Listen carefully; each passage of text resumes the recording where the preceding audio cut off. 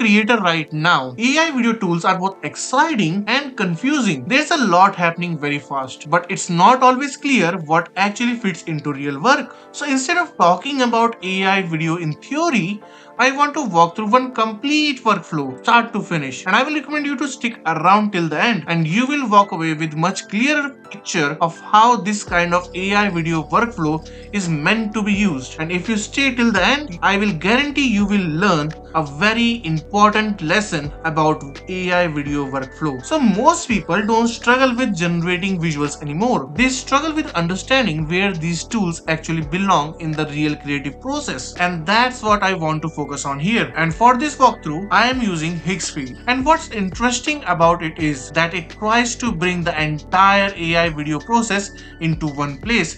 Instead of jumping around or jumping in between different tools, the idea is to take something from the initial concept all the way to a cinematic shot in one workflow, and inside that workflow different models handle different part of process. Like for example, Nano Banana Pro is for clean high quality frames, scaling for video with built-in audio, Van for more expressive and flexible shots.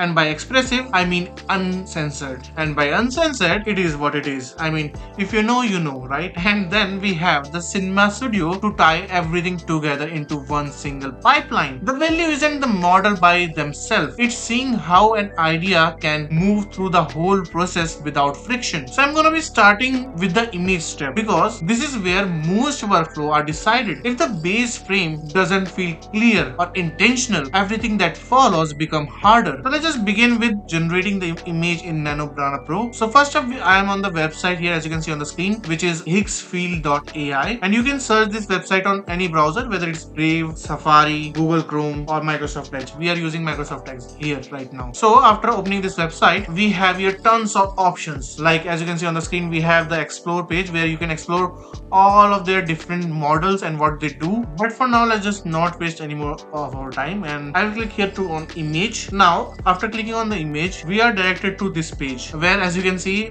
my previous creations are also present here, which I already showed you in our previous video on scaling and Cinema Studio. But for now, let's just create something new. So as you can see, here is the prompt option where it is written already in Studio, but let's just give it a new prompt for now, which I have already created. It's like a cinematic medium wide shot where a person is standing on a cliff and looking towards the sun and something like that. So it's a very simple prompt, nothing too special, but of course you can try something more complicated, but for now let's just keep it that way. And for the model, I'm gonna be using the Nano Banana Pro, as is said to be the best model for image generation right now. And just to make things clear, it have all the other models as well, which are generally available for image generation, like GPT Image, C-Dream, Higgsfield own models, etc. But for now, let's just leave it to Nano Banana Pro. And for the aspect ratio, I'm gonna go with 1:1. I think it's more than enough. After that, for the image quality, we will be using the 2K one. Of course, you can go for 4K if you want, but I don't think it's necessary right now. So I'll be using 2K one. And for the batch set, I will go with 4x4, which means with a single prompt, we will generate 4 images. Nothing too fancy, just 4 images.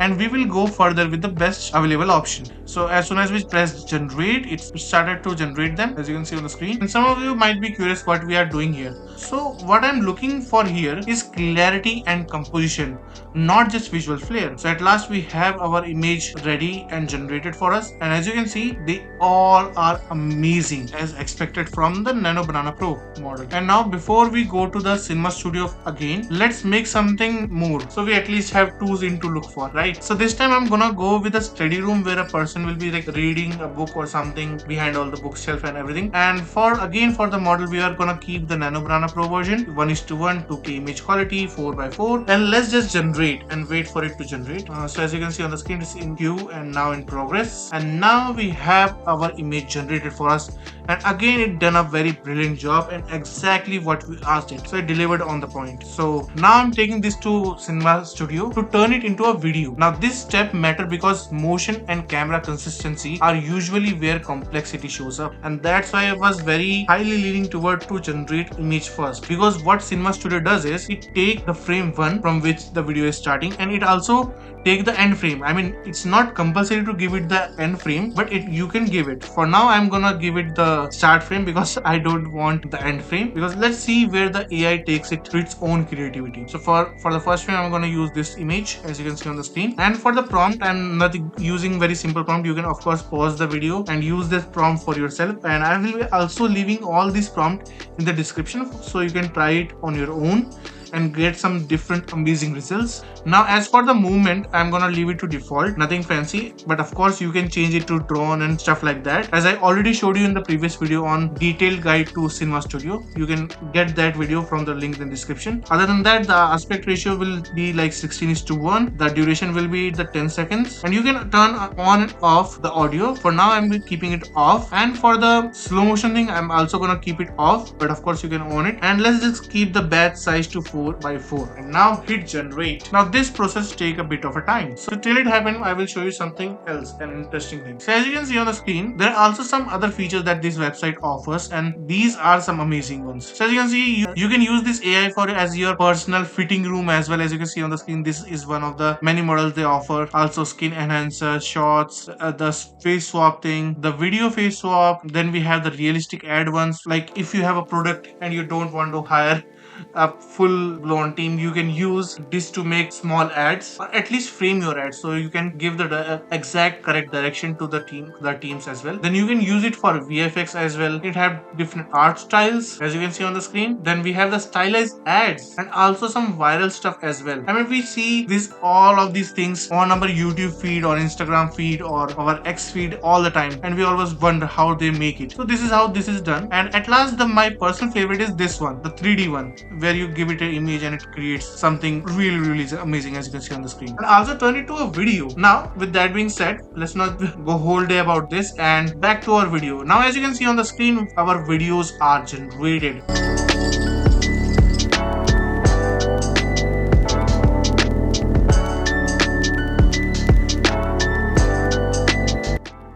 And you can judge it for yourself, like how we took a photo, an image to this video, as you can see on the screen. Let's also generate the other one, the one in the library and stuff like that. And of course you can use all of these prompts by pausing the video, or they are also available in the description if you want them, and try it for yourself, tweaks and things like that. And now it is also generating them. Now as you can see, after generating this as well, you can see this holds together quite well. The motion feels deliberate, which is important when you are exploring ideas. So for creators, filmmakers, or even game developers, workflows like this are useful when you want to explore ideas quickly before committing serious time or resources. It's less about replacing production and more about supporting early creative decisions. So now you have seen how workflow like this actually fits, what it's good for, and where it makes the most sense. In the broader context of AI video tools, this gives a clear picture of how an integrated approach can be used practically. So to answer the questions from the start, this kind of AI video workflow makes the most sense for exploring ideas early. It's useful for testing mood, framing, and direction quickly before you commit serious time or resources. It's not about replacing full production, it's about helping you make better decisions earlier. So if you want to explore Higgsfield yourself, I have left the link in the description. And a big thanks to Higgsfield for sponsoring this video. Hopefully this gave you clarity and saved you some time. I hope you have a great day, and I will see you around. Thanks for watching.